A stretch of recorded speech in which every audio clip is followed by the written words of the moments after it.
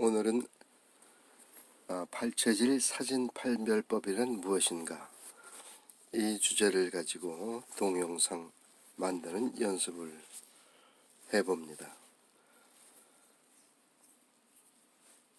팔체질이 무엇인가, 그리고 맥진법이 무엇인가, 아울러서 수경요법, 그리고 수경요법에서 사용하는 체질 판별법인 자석 판별법, 이것을 수경요법이라고 하는 것이죠. 이 모든 것은 팔체질이라는 공통점과 음양오행의 장부 강약 배열을 오수혈 내에서 찾아내든가, 또는 수경요법처럼 약지와 새끼손가락에서 찾아내는가, 이런 차이는 있지만 결국 같은 원리를 쓰고 있습니다. 즉 팔체질의 원리라는 데에서 동일한 체질론이 되는 것이죠. 사진 판별법은 이 두 가지 방법을 사진을 보고 사진에서 구현한다는 그런 차이가 있습니다. 내용으로나 원리적으로는 같은 내용, 같은 게 되는 것이죠. 그래서 커다란 차이가 있다면, 사람의 실물을 놓고 손가락을 요골동맥에 대해서 맥진을 느껴보고 판단하는 어떤 이런 신체적 접촉이라든지, 또는 수경요법처럼 손가락을 붙잡고 거기에 자석 반지를 끼워서 그 극성을 이용해 가지고 장부 오행의 어떤 경혈의 강약 배열의 세기를 알아내는, 이런 것은 공통적으로 사람의 신체에 접촉한다는 점에서는 그 팔체질이나 수경요법이 같다는 것이 되죠. 그러나 사진 판별법은 그 하는 원리에서는 같지만 사람의 신체를 손으로 직접 닿지 않고 사진에서 자석을 대 가지고 판별하는 점에서 또 어떻게 보면 전혀 새로운 방식이라고 할 수가 있습니다. 이 사진 판별법의 어떤 방식이 어떤 의미를 갖는가, 이 점이 사진 판별법을 이해하는 데 있어서 주안점이 될 것이라고 보입니다. 우선 맥진법은 사람을 제대로 맥진을 하려면 평상에 눕게 해가지고 평온한 상태를 만든 다음에 맥진을 손으로 잡아서 하게 됩니다. 그래서 어떤 진료실도 필요하고, 또 그와 같은 행위를 요구하기 위해서는 라이선스가 있어야 되겠죠. 정식 한의사가 되어야 되고, 이러한 점은 어떤 전문성을 요구한다든지 신뢰할 수 있다든지 사회적으로 무리가 없게 어떤 팔체질을 운영하는 데 있어서는 꼭 필요한 요소가 됩니다. 그런데 한편으로는 팔체질을 모든 사람이 알 수 있도록 대중화한다는 의미에서는 이 진찰실이라는 것은 너무나 좁은 공간이 되고 만다는 것이죠. 그래서 이것을 모든 사람들이 알아내게 할 수 있는 대중화되는 길이 없을까, 이것을 고민하고 창안하게 된 것이 바로 수경요법입니다. 자석봉 2개만 손에 잡으면은 체질을 판별할 수 있게 되는, 이것 또한 좀 획기적이라고 할 수 있죠. 사람들이 서로 가르쳐주고 배워서 체질을 인지하고, 그래서 간략한 체질적 보살을 도모해서 부족한 부분을 자석으로 채워주고, 또 과한 것을 자석의 기운으로 사해내고, 이것을 시도해 가면서 맞고 틀리는가를 스스로 점검하고, 그리고 다른 사람에게 도와주기도 하고 해서 팔체질을 운영하는 것을 대중화하고 팔체질을 알리고 팔체질에서 새로운 의료체계 또는 치유체계의 길을 찾아낼 수 있다는 면에서 굉장히 긍정적인 방법이 됩니다. 이 체질침은 찌르는 게 아니고 자석을 대서 자석의 극성으로 혀를 쳐서 보사하는 것이기 때문에 위생상 문제가 되지를 않죠. 그리고 체질이 잘못 판별됐다든가 해서 했을 경우에 어떤 역작용의 느낌을 스스로도 느낄 수가 있고 또 다시 판별을 해서 바로잡을 수 있고 시행착오가 큰 무리 없이 진행이 될 수 있다는 점이 있습니다. 그렇지만 이것도 역시 이제 어떤 봉사자를 통해서 체질침을 무상으로 운영하기도 하고 판별도 하고 하지만 손을 잡고 그 판별을 하는 것도 역시 그 과정의 복잡함이 일부 있기 때문에 널리 보급이 되지 못하는 아쉬움이 있습니다. 더군다나 이에 대해서 오해와 탐욕이라는 굴레를 씌우는 한의사 그룹의 어떤 고발이라든지 고소 이러한 요인들도 있고 또 이를 사회적 편견으로 보는 어떤 봉사단체가 활동할 수 있는 장소, 시공을 무상으로 제공할 수 있는 부분에서 담당자 또는 책임자들이 이를 꺼려하는 이런 모습도 많이 관찰이 되고 이 모든 것은 물론 팔체질이라는 개념이 대중화되지 못했기 때문에 오는 현상입니다. 정식 팔체질 한의원에서도 역시 오진율이 상당히 드러나고 있고 체질 한의원을 여러 군데 다니게 되면 모두가 다 일치된 체질 판별이 나와야 되는데 그렇지 못하는 현실. 그렇기 때문에 팔체질에 있어서는 한의원이든 수경요법이든 똑같이 시행착오의 과정에 있다고 할 수가 있습니다.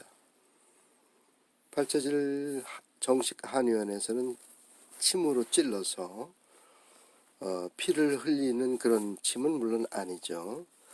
잠깐 찔렀다 뺐다 하는 자극으로 하는 것이지만 그래도 피부를 찌르고 들어가는 침이라는 점에서 어떤 위생의 문제도 좀 있을 수 있고 위험성도 조금 더 클 수가 있습니다. 오진이 나올 경우. 하지만 수경요법 같은 경우에는 자석으로 대주기만 하는 것이기 때문에 어떤 그런 위험성의 부분에 있어서는 상당히 경감된다고 할 수가 있습니다.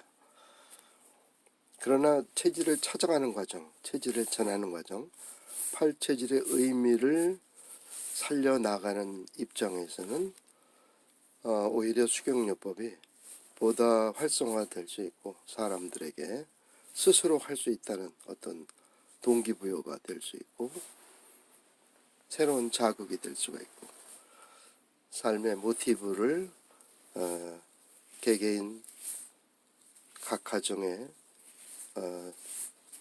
살펴 들어가서 전달하는 그런 의미가 있습니다. 그래서 이건 굉장히 매력적이라고 할 수가 있습니다. 물론 뭐 어떤 위치에 처한 사람에 따라서 생각하는 입장은 달라질 수가 있어요. 하지만 그 가치를 아는 사람들은 그 가치를 쫓아서 가게 마련이고 거기에서 제가 분명히 말하지만 시행착오를 거쳐가면서 올바른 체질을 확정하기까지 아깝지 않은 시간을 투자할 수 있다는 것입니다. 여기서 이제 팔체질과 수경요법에 대해서 이야기를 했는데 이것은 이제 사진판별법을 이야기하기 위해서 먼저 이해해야 할 그런 요소이기 때문이죠. 사진판별은 앞서 얘기했지만 사진이라는 물체를 놓고 사진에서 혈점을 찾아내고 그 혈점에서 장부 오행 경락의 음양 오행의 강약, 음양까지도 찾아낼 수 있게 되었다는 점에서 혁신적이라 할 수 있습니다.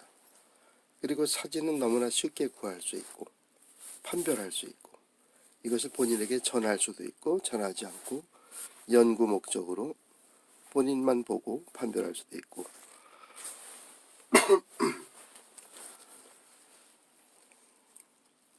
어쨌거나 사진을 마음껏 취할 수 있다는데 커다란 묘미가 있습니다.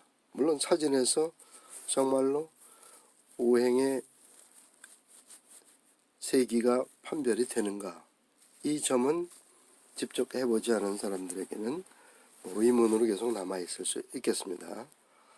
하지만 판별을 하는 입장에서는 이것은 너무나 분명하게 판별력이 드러나고, 제가 처음에 맥진법으로 배워서 맥진으로 많이 판별을 해봤어요. 맥진에 있어서는 오진율도 오진율이지만 어떤 선입견, 토음 체질은 거의 없다. 또는 이와 같은 방식의 여러 가지 통계적인 오류들 때문에 스스로 발전시켜 나가는데도 한계가 있었고, 또 판별이 나오더라도 어떤 의심스럽고, 이러한 점이 상당히 취약했습니다. 수경요법에서의 판별은 역시 직접 만나야 되고 또는 봉사방으로 찾아와야 판별할 수가 있고, 물론 저 사람들을 많이 알고 있으면은 거침없이 손을 달라 그래서 판별에 들어갈 수도 있고, 그렇지만 역시 판별의 수가 굉장히 제한돼서 판별을 통해서 어떤 체질적인 원리라든지 체질 역학적인 어떤 도식을 찾아내는 데는 굉장히 한계가 있을 수밖에 없다는 것이죠. 이에 반해서 사진 판별은 내가 원하는 대상을 고를 수 있고 또 원하는 특정 체질 집단을 찾아서 같은 체질이 어떻게 모여 있는가, 또는 배우자의 체질은 어떻게 연결이 되는가, 한 직장 내에서 부서별로 어떤 체질적인 상관성, 어떤 체질적인 특성의 공통점이 있는가, 이것을 알아볼 수 마음 놓고 알아볼 수 있는, 즉 인터넷 검색, 컴퓨터, 폰 이런 것을 통해서 검색과 드러나는 사진을 통해서 무궁무진하게 원하는 대상을 조정할 수 있다는 커다란 묘미가 있는 것이 사진 판별법입니다. 자, 이제 서론을 했고, 자, 그럼 사진 판별법이란 무엇인가? 1강이라고 이렇게 제목도 붙여봤어요. 앞으로 계속 지속적으로 지금까지 블로그에 썼던 내용을 조금 다시 한번 정리하면서 영상으로 한번 만들어 볼까 하는 생각을 가졌기 때문입니다. 사진 판별법이란 8체질 사진 판별법을 여기 화면을 보겠습니다. 이하 사진 판별법이라고 이렇게 얘기하고, 8체질 자석 판별법을 자석 판별법이라 이렇게 간단히 얘기하지만 이것은 항상 8체질에 관한 내용이다, 이런 얘기입니다. 사진 판별법이란 요골동맥의 맥진법 외에 수경요법의 자석 판별을 응용 개발한 8체질 판별법이다. 그 내용은 아래와 같습니다. 수경요법이 약지와 새끼손가락에서 오수혈의 음양 오행 경락을 찾아 두 개의 자석으로 각각의 극성을 이용하여 정해진 두 개의 장부혈 단위로 각각의 강약을 알아내어 판별에 응용한다면 사진 판별법은 손가락의 사진을 이용하여 하나의 자석으로 체질을 판별한다. 나아가서 손가락뿐 아니라 얼굴에서도 오수열의 경혈을 찾아내고 마침내 얼굴 사진을 이용해서 장부의 강약 배열을 알아내고 이를 종합하면 체질을 판단할 수 있는 새로운 방법이다.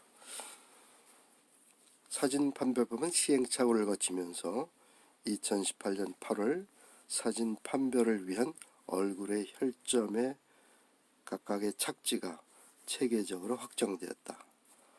여기까지 이렇게 말씀드릴 수 있겠습니다.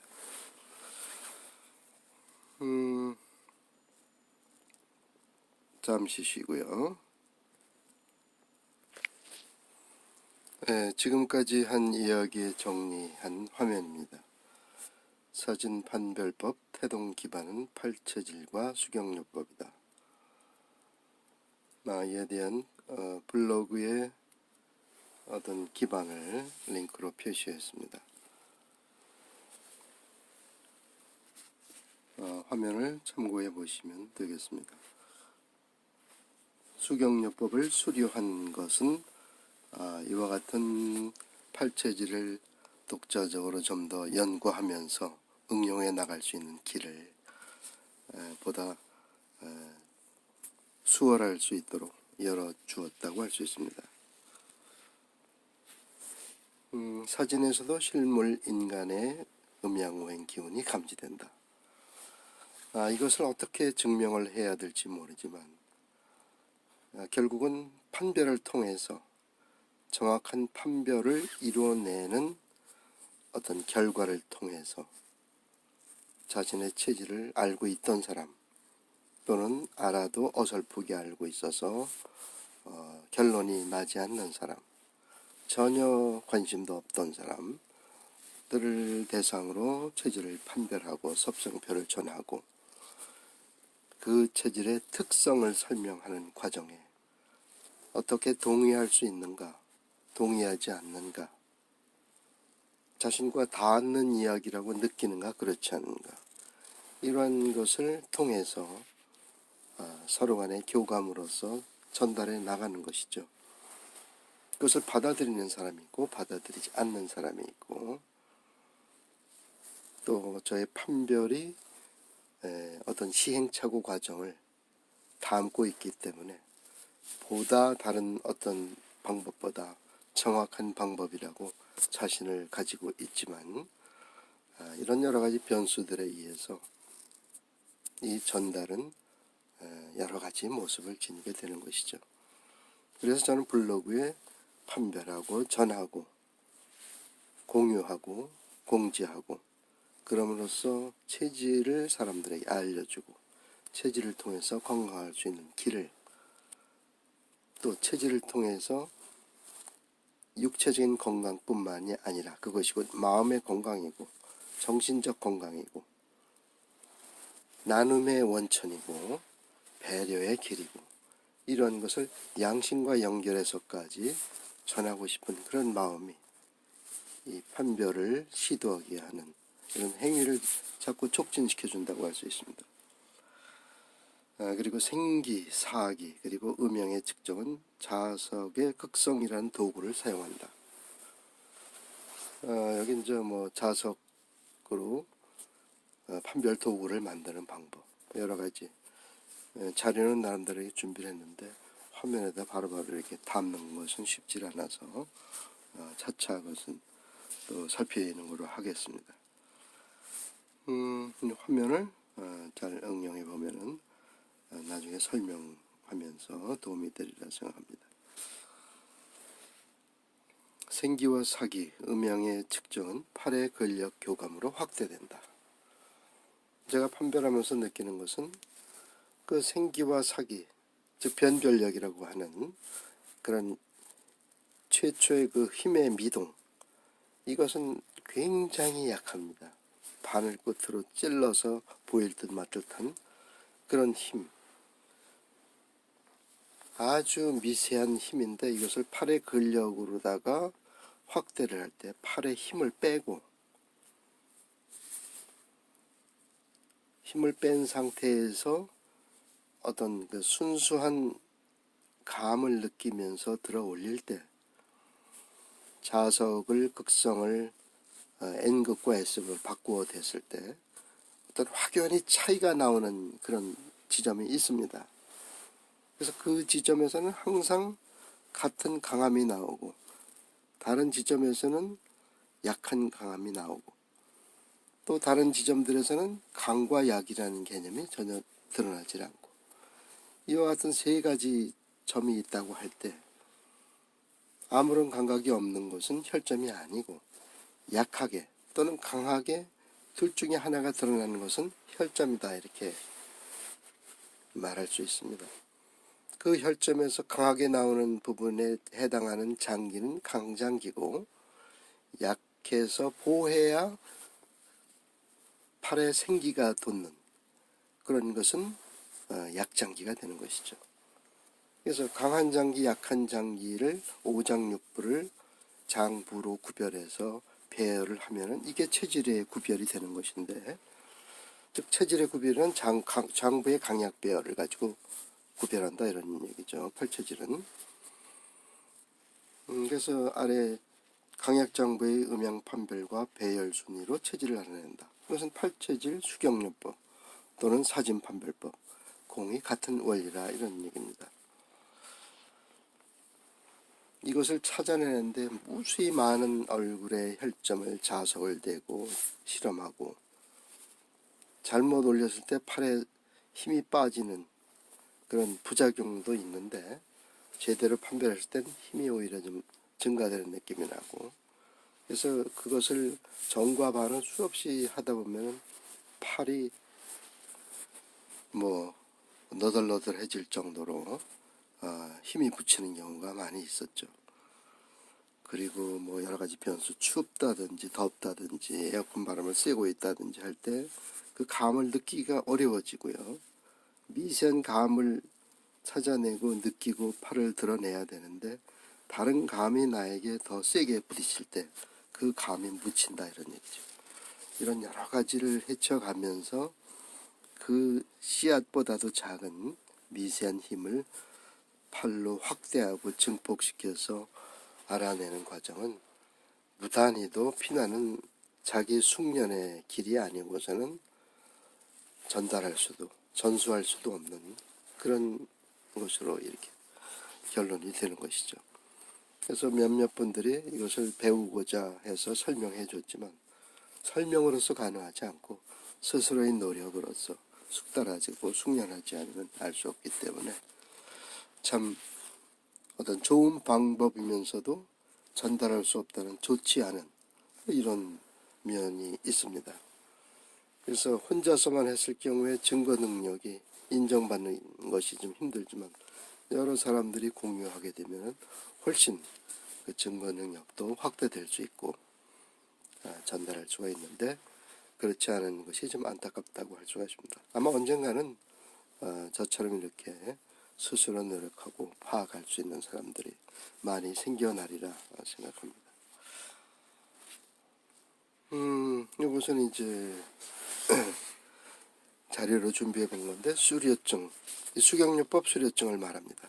저는 의사가 아니기 때문에 어떤 코의 알레르기를 동기로 해서 체질을 찾아내게 됐고, 체질에 대해서 관심을 갖고 여러 가지 민간요법, 민간 약물이 될 수 있는 어떤 눈에 볼 수 있는 이런 식물이라든지 열매라든지 이런 것들을 탐구해 보면서 결국은 수경요법이라는 팔체질에 대해서 체계적으로 일반인도 공부할 수 있다는 그런 소개를 받고 나서 공부를 하고, 거기서 많은 어떤 착안을 얻게 된 것이죠. 그래서 왼쪽에 체질 장부 구조를 나름대로 정리한 건데, 이것을 이와 같이 좀 더 확대해서 살펴볼 수가 있습니다. 체질이 8가지가 있죠. 금음체질, 금양체질, 목음체질, 목양체질, 토음체질, 토양체질, 수음체질, 수양체질. 이 체질에 관해서는 여러 가지 주제가 많이 성립이 될 수가 있습니다. 체질의 분포라든지, 체질과 어떤 직업의 관계라든지, 병과의 관계라든지, 여기에는 어떠한 일관성, 일정한 연결성이 선명하다는 것입니다. 체질을 판별하고 많은 예제를 쌓아갖고 이것을 연결해 가는 과정에 너무나 분명한 연결선들을 많이 보게 된다는 겁니다. 이 연결선을 많이 확보할수록 어떤 체질망을 구성할 수 있는 요소가 되는 것이고, 체질망이 보다 빅데이터가 강화돼서 이루어지면은 어떤 검색만으로, 대입만으로 자기 체질이 분명하게 나올 수 있는 이런 시대가 올 수 있다는, 이런 저는 가설적 체질망을 세워놨습니다. 그래서 제가 판별한 모든 것은 체질망의 하나의 요소로 전부 작동을 하게 되는 것이고, 메모되고 이름과 관계와 특성이 메모가 됩니다. 모든 판별을 공개는 공개로 하고 비공개는 비공개로 정리해서 이렇게 관리를 하고 있습니다. 그래서 제가 체질 요청 판별을 받는 경우에도 이런 체질망적 요소, 일관성을 빛내주는 어떤 선과 연결되는 관계성, 이런 것을 굉장히 중요시하게 되는 것이죠. 그래서 전에 판별받은 사람과 친척관계라든가 하면 어떤 관계성의 어떤 선을 발견할 수 있는 근거가 되는 것이죠. 또 이 사람이 뭐 쇠를 단련하는 직업을 가졌다든가, 노래를 부르는 성악가라든가, 테너라든가, 소프라노라든가, 아니면 올겐을 반주하는 사람, 또는 뭐 어떤 전염병에 걸렸다든가, 이럴 때 거기서 분명한 굵은 선을 찾아낼 수 있는 자료로서 체질 판별에 구미를 당기게 되는 것이죠. 그렇지 않고 내가 아는 어떤 사람 판별해달라, 이름도 없고 성도 없고, 이것은 내 친구입니다, 이것은 그 사람의 뭐 동료입니다, 이런 식의 요청은 저에게 굉장히 괴로운 그런 요청이 됩니다. 다시 묻는 것도 힘들고, 묻고 또 묻고 또 물어야 되는데 인터넷상에서 어떤 굉장한 시간 격차를 가져올 수가 있게 되고, 그래서 이런 판별은 지양해달라고 제가 사진 판별 댓글 요청법이라는 글까지 결국 만들었게 됐고, 그러나 어떤 요청 판별을 받는 것보다는 제가 주제를 찾아서 선택해 나가면서 판별하는 것을 우선하다 보니까 어떤 체질에 관심이 있고 스스로 관심이 있고, 그래서 어떤 자기의 본관이라든지, 본관도 하나의 체질적인 굵은 선을 드러낼 수가 있죠. 나중에 그것이 본관이 세분화되면은 계파가 되고, 파별에서 가족이 이루어지면 그 가족 내에는 어떤 하나의 체질군이 유전으로 집단을 동색으로 유지하고 있는 것을 보게 된다 하는 얘기죠. 이것이 이제 가장 선명해 드러나는 것이 부부의 정반대 체질. 아직 이것은 한의사들도 인정하지 않고 있어요. 제가 몇 사람 한의사하고 대화도 나눠봤고 체질 전문가들하고 대화를 나눠봤지만 인정하지 않으려고 하는 사항 중에 가장 강력한 붉은 선의 하나, 즉 사진 판별법이 일궈낸 가장 강력한 최우선의 굵은 선이라고 할 수 있는 것이 부부의 정반대 체질이라는 체질축입니다. 이것이 이제 녹아있는 이 표에도 이제 그런 것이 약간은 녹아있는데, 그것은 다음에 좀 더 세분화된 주제로 얘기해야 될 것 같고, 이제 여기서 이 표를 보면서 오늘 얘기를 좀 마쳐야 될 것 같습니다. 메모를 하기 위해서 메모판을 좀 열어야 될 것 같아요.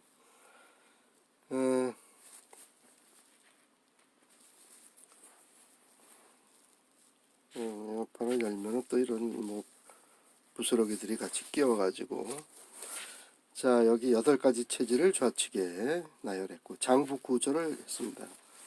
이건 뭐 전에 만들어놨던 표를 좀 카피해 온 건데, 이 장부 구조는 왼쪽으로 크다는 의미가 있습니다. 금음 체질의 경금, 임수, 무토, 병화, 간목, 즉 금수, 토, 화, 목이라는 장부 배열 구조가 왼쪽으로 이렇게 커다란 서열을 갖게 되는 것이죠. 이거 지운 게 아니고 이 표를 크기, 배열 구조를 넣은 겁니다. 그래서 경금과 임수가 강장군에 속하고 중간장기 토가 중강에 해당이 됩니다. 그리고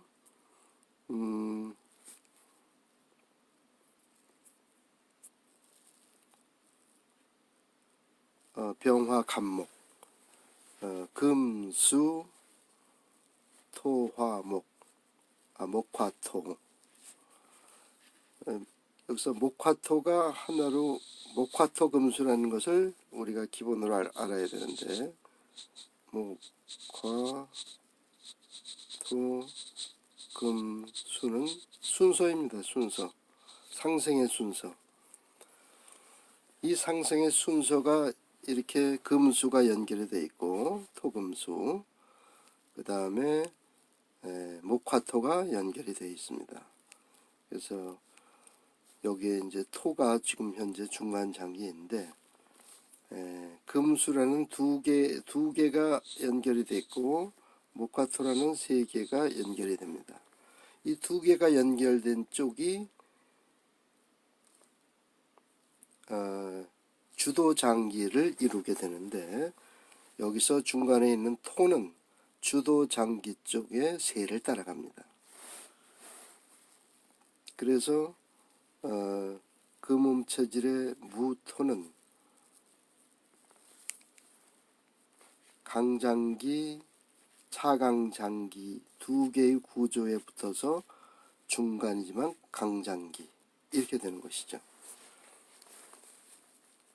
이 오행약장군 토화목이라는 목화토라는 일련의 세 개가 연결되었기 때문에 이 두 개가 연결된 금수 쪽에 세를 따라간다, 이렇게 됩니다.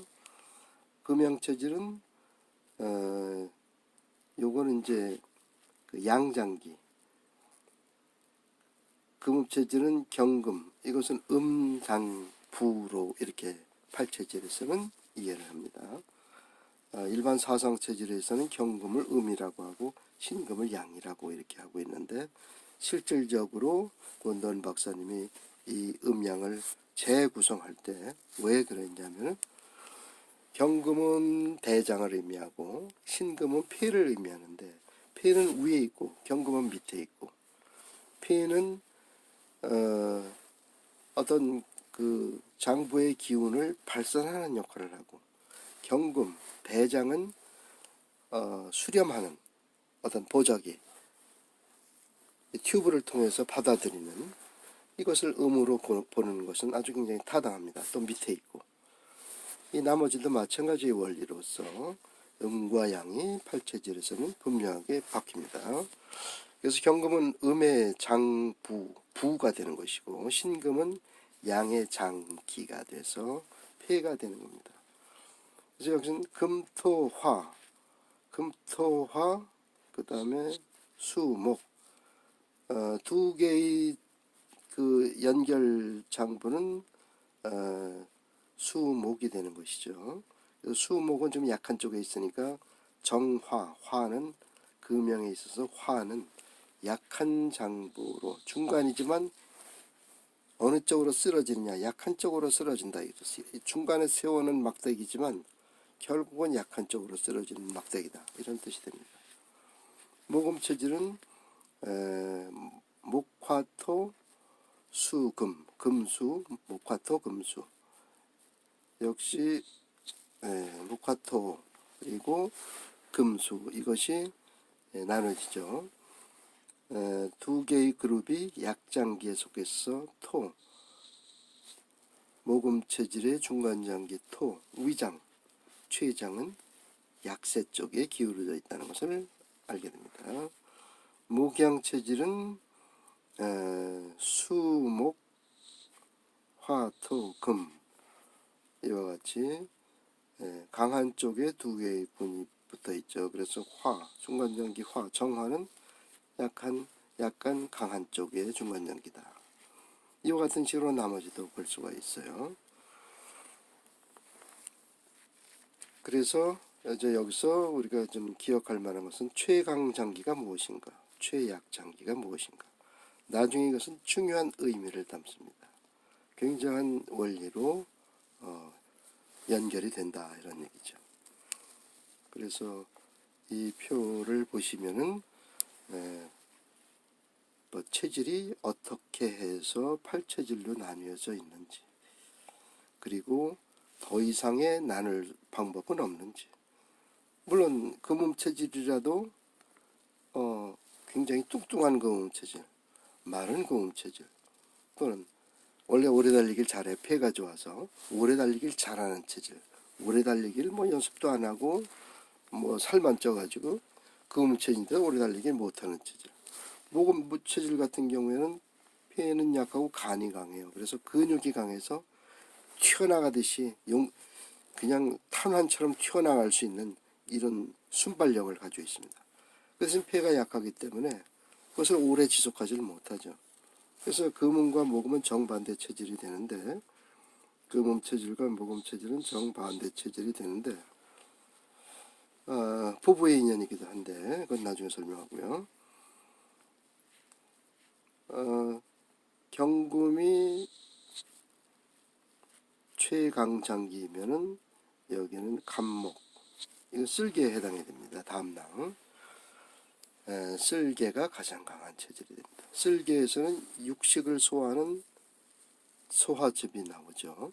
그래서 육식하는 체질이 되는 것이고, 경금은 대장이 길어서 채식 같은 게 해서 대장에서 아주 적당하게 소화 그 역할을 잘 이루게 하고, 또 아밀라제라든가 식물 이런 것을 소화할 수 있는 효소가 입에서 장에서 잘 분비가 되고, 이것이 각 장부의 구조가 각기 고유한 역할을 하는데 그 역할이 어떤 것을 잘 소화하느냐에 따라서 섭생이 결정이 된다 이런 얘기죠. 그래서 모금 체질은 담낭이 육식을 소화할 수 있도록 최고로 잘 발달된 체질이기 때문에 육식을 굉장히 좋아하게 되고, 고기는 뭐 씹다가 질겨서 그냥 꿀떡 삼키면 속에 들어가면 완전 소화 분해가 되기 때문에 고기에 대해서는 소화에 걱정을 할 필요가 없는 그런 체질이죠. 이와 같이 해서 섭생표가 또 연결이 될 것이고, 어떤 그런 섭생의 특징, 몸의 소화 구조, 뭐 폐가 강하니까 지구력이 좋다든지, 뭐 근력이 좋은 모금 체질이라든지, 여기에서 나오는 사고방식의 차이, 사람들 대하는 차이, 발성의 차이. 저처럼 모금 체질은 발성이 굉장히 힘들어서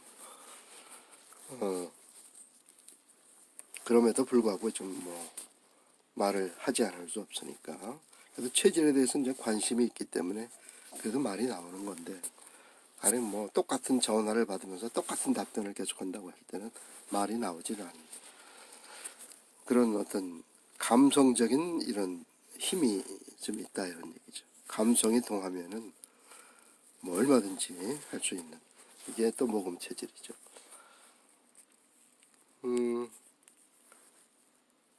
이거 시간도 그렇고 연습 삼아 만드는 이 동영상을 무한정 할 수도 없고, 오늘은 이만 줄이겠습니다.